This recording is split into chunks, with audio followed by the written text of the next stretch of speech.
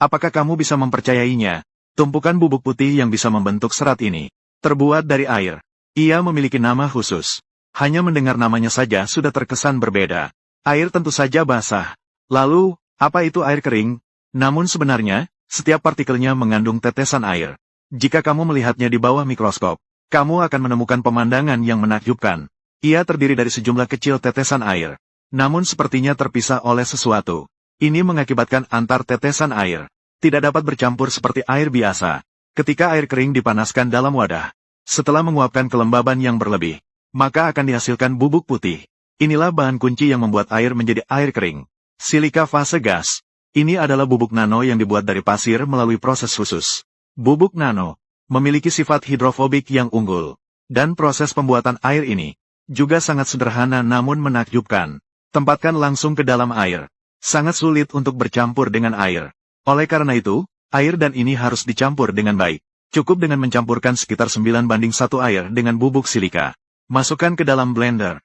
Setelah itu, aduk dengan baik. Maka akan berubah menjadi bahan padat yang mirip tepung ini. Dan juga memiliki sifat cair yang tertentu. Sedangkan silika fase gas pada saat ini akan membungkus seluruh permukaan setiap tetesan air kecil, sehingga membentuk pasta yang lengket. Meskipun air terlihat seperti padatan, tetapi jika dijatuhkan dari ketinggian, akan terlihat bahwa ia memercik kemana-mana setelah jatuh. Memang memiliki sifat air, namun 95% dari komposisinya masih air. Jika Anda ingin membuat air kering menjadi bisa meregang, cukup dengan menyesuaikan rasio. Tambahkan lebih banyak silika, maka akan berubah menjadi air yang bisa meregang. Jadi air adalah salah satu jenis air. Lalu, apa fungsi dari zat ajaib ini? Penelitian menunjukkan, air kering dapat menangkap sejumlah besar karbon dioksida. Efeknya lebih dari 3 kali lipat air biasa. Oleh karena itu, dapat digunakan untuk menangkap karbon dioksida. Dengan demikian, dapat membantu mengatasi sebagian masalah pemanasan global. Sementara itu, ia juga dapat dengan cepat menyerap metana. Ini berarti, di bidang kendaraan yang menggunakan gas alam sebagai bahan bakar, juga memiliki peran penting. Selain itu, di beberapa daerah kering di negara kita, seperti Qinghai dan Gansu, pemerintah setempat telah mulai menerapkan metode penghijauan dengan air. Menanam air kering ke dalam tanah. Ia akan berinteraksi dengan mikroorganisme di dalam tanah, dan secara bertahap melepaskan kelembapan di dalamnya. Untuk bibit pohon yang baru ditanam, memberikan kelembapan yang efektif selama lebih dari 3 bulan. Teknologi ini secara signifikan meningkatkan tingkat kelangsungan hidup bibit. Di beberapa tempat, tingkat keberhasilannya bahkan mencapai 90%.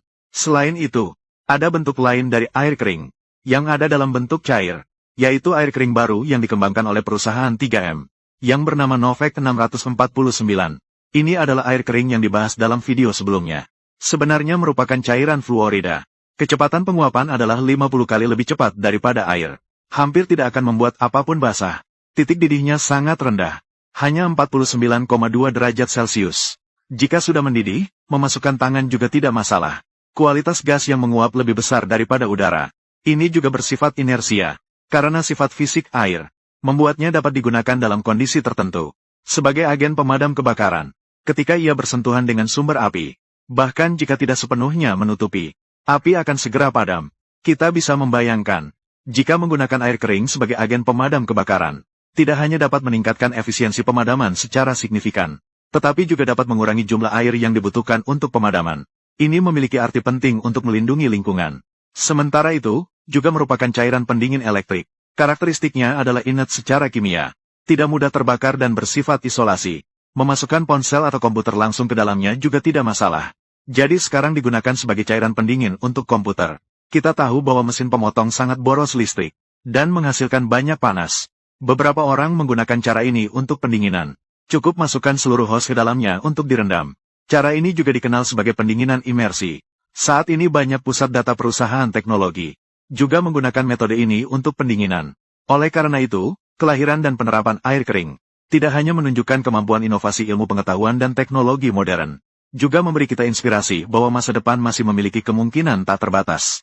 Baik untuk mengurangi efek rumah kaca maupun penghijauan tahan kekeringan, atau dalam bidang industri dan kehidupan lainnya. Air kering menunjukkan potensi besar.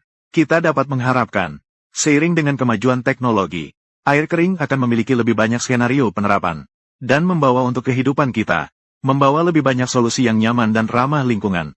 Jadi, apakah air kering itu sangat menakjubkan?